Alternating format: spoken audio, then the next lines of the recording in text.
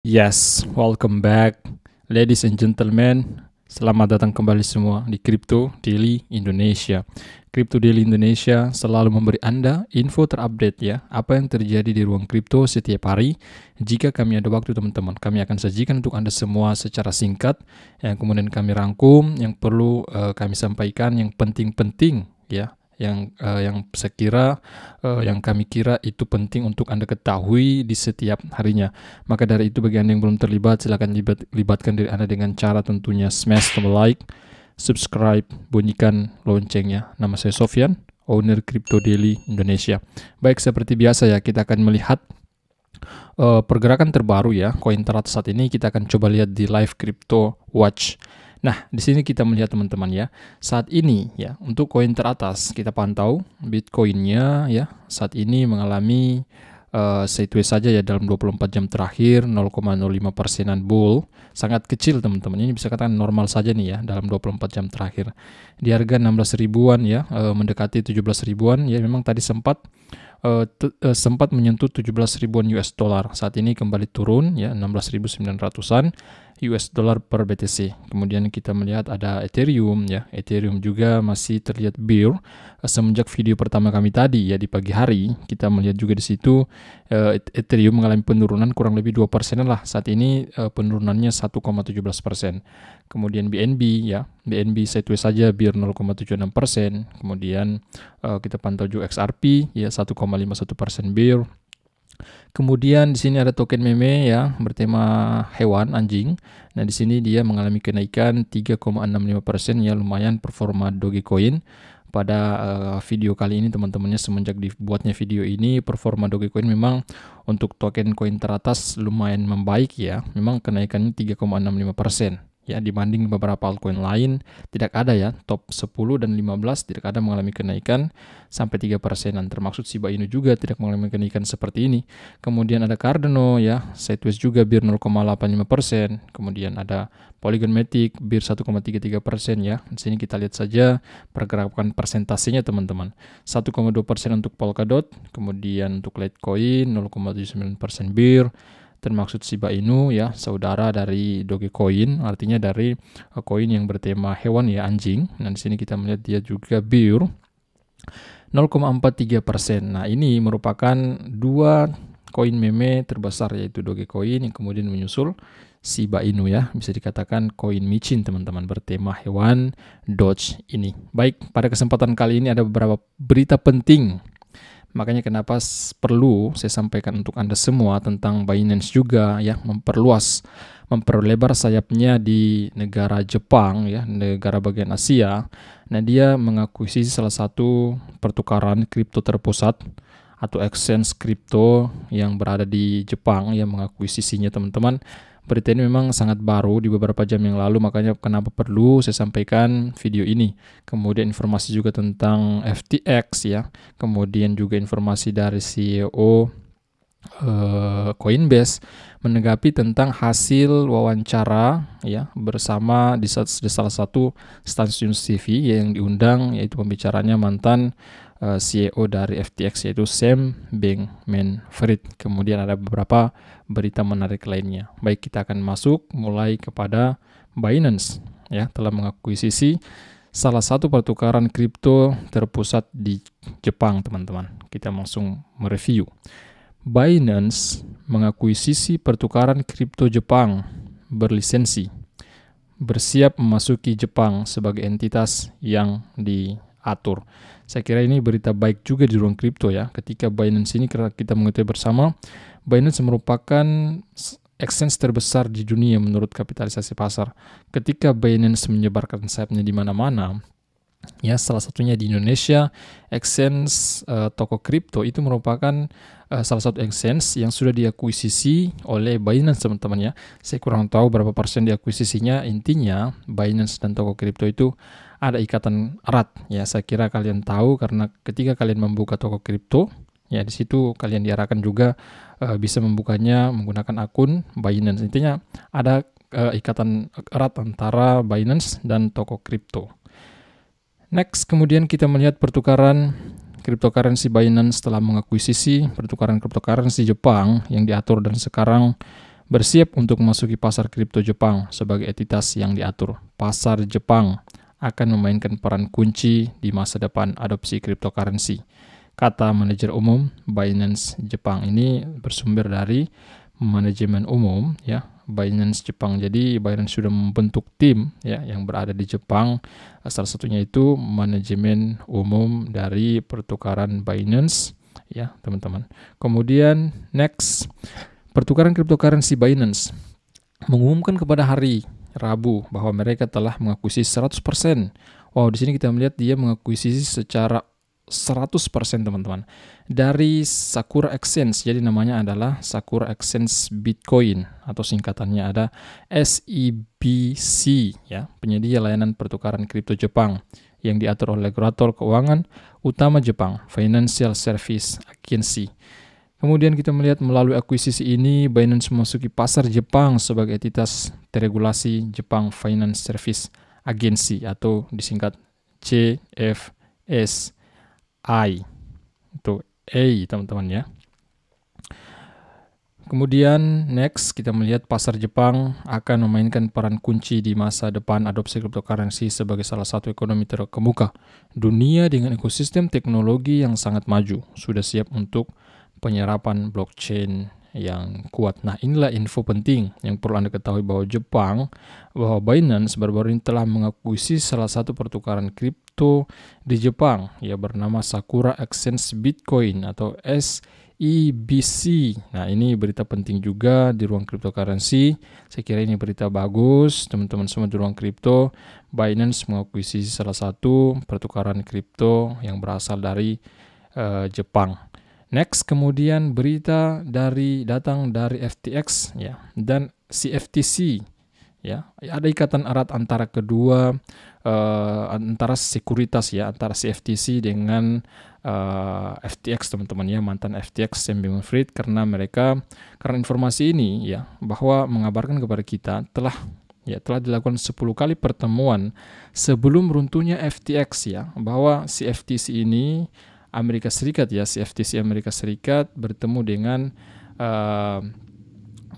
CEO dari FTX ya, mantan CEO sekarang teman-teman, yaitu Sam Bankman-Fried. Langsung kita meninjau regulator CFTC Amerika Serikat bertemu dengan Sam Bankman-Fried 10 kali sebelum crypto exchange FTX runtuh. Jadi CFTC ini adalah Commodity Future Commission teman-teman ya, Trading Commission maksud saya ya, Commodity Future Trading Commission. Nah, itu singkatan dari CFTC ini. Next, kemudian Ketua Komisi Perdagangan Berjangka Komoditas atau CFTC telah mengungkapkan bahwa dia dan timnya bertemu dengan Sam Bankman-Fried dan eksekutif FTX lainnya 10 kali sebelum pertukaran kripto mengajukan kebangkrutannya. Regulator melihat runtuhnya FTX sebagai perjalanan klasik berdasarkan krisis likuiditas.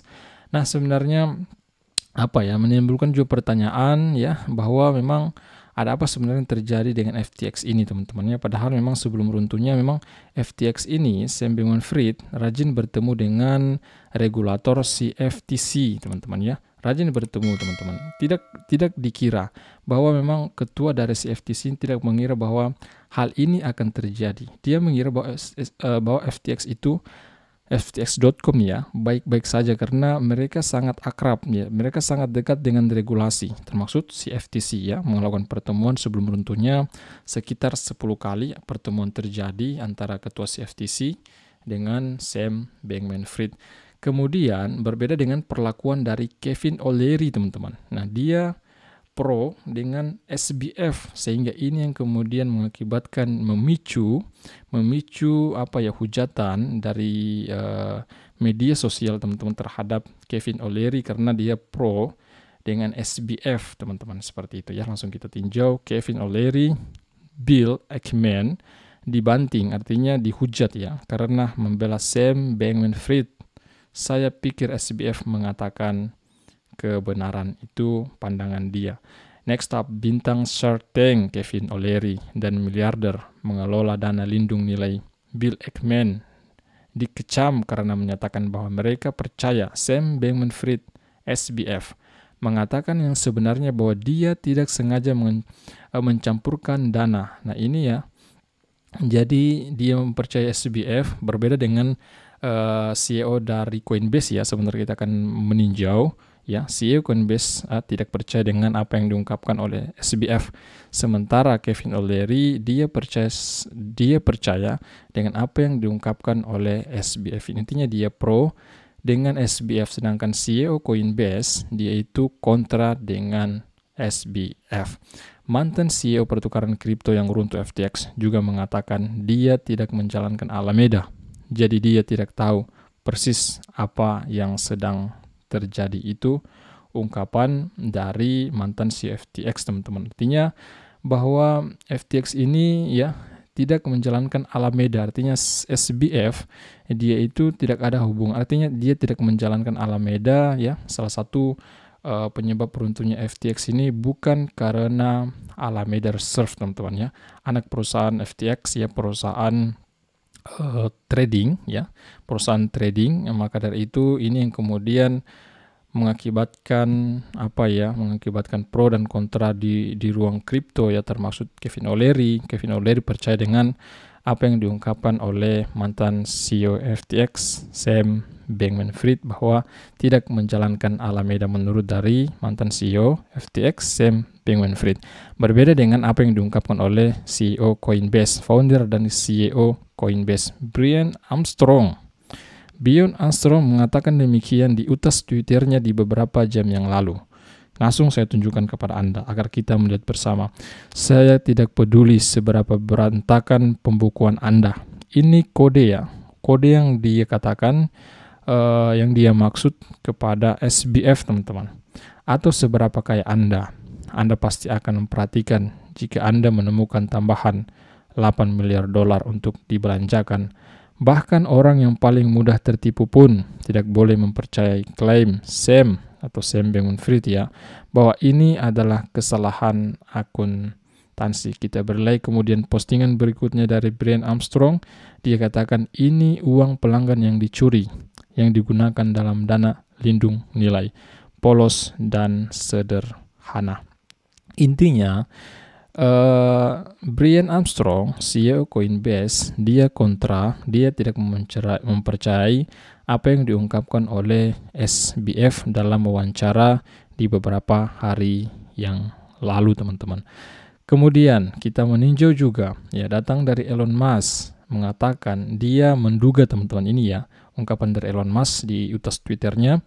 Elon Musk menduga mantan CEO FTX Sam Bankman-Fried menyumbang lebih dari $1 miliar untuk mendukung Demokrat. Artinya Partai Demokrat yang ada di Amerika, teman. Ini hanya dugaan dari Elon Musk. CEO Tesla dan kepala Twitter Elon Musk mengatakan bahwa mantan CEO FTX Sam Bankman-Fried SBF mungkin menyumbangkan lebih dari $1 miliar untuk mendukung Partai Demokrat, yang akan menjadi jumlah yang jauh lebih besar daripada jumlah yang diungkapkan kepada publik. Memang diduga ya, bukan hanya, jadi ungkapan dari CEO FTX, dia memberi dana $1 miliar kepada Partai Demokrat, tetapi dugaan dari Elon Musk bahwa bukan hanya $1 miliar. Ya, diduga ada banyak ya, teman-teman ya, bukan hanya $1 miliar, tetapi lebih dari $1 miliar. Ya, ini menurut dari Elon Musk, teman-teman ya, bukan menurut saya pribadi. Ini hanya saya sampaikan apa yang saya temukan di sosial media mereka. Next, banyak orang mengecam banyak orang mengecam Elon Musk karena membuat tuduhan tanpa memberikan bukti. Pernyataan ini sangat tidak bertanggung jawab. Komentar salah satu orangnya, di antara ada beberapa orang mengatakan demikian. Pernyataan ini ya sangat tidak mendasar karena tidak ada buktinya, teman-teman ya. Banyak hujatan juga yang diberikan kepada si Elon Musk.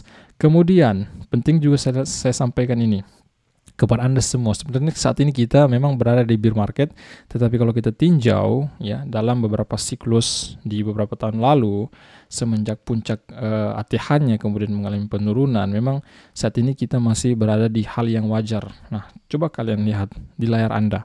Saat ini ya, semenjak harga tertinggi di tahun 2021, di akhir tahun di bulan November, nah penurunan saat ini mencapai 78%. Kita menyentuh di bottom 78%. Tetapi kalau kita meninjau di beberapa tahun terakhir ya, terjadinya bear market di 2019, kemudian di 2015-an. Nah, 2019 itu penurunannya sampai dengan 84% semenjak harga tertinggi ya.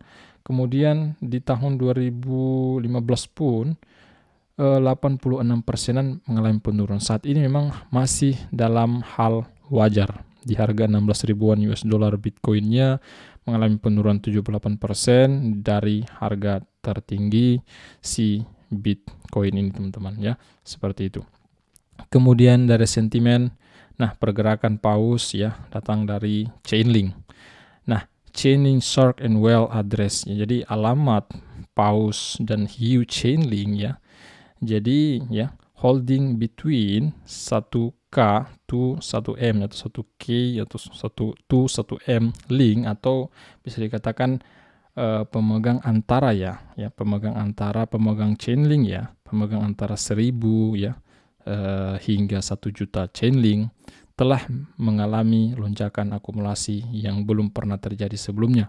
Dompet ini telah menambahkan total 26,8 juta link, sekitar 194,3 juta dolar. Wow, sangat banyak. Hanya dalam 2 bulan. Peningkatan koin sebesar 12,8% ke dalam tas mereka atau dompet paus ini. Nah, teman-teman semua ya, cukup sekian informasi kali ini. Nah, jika kalian belum subscribe YouTube channel Crypto Daily Indonesia dan belum mengikuti Twitter kami, cek saja di description video ini. Pastikan diri Anda tinggalkan jejak Anda dengan cara smash tombol like, subscribe, bunyikan loncengnya. Nama saya Sofyan, owner dari Crypto Daily Indonesia. Sampai jumpa video berikutnya. See you. Bye-bye.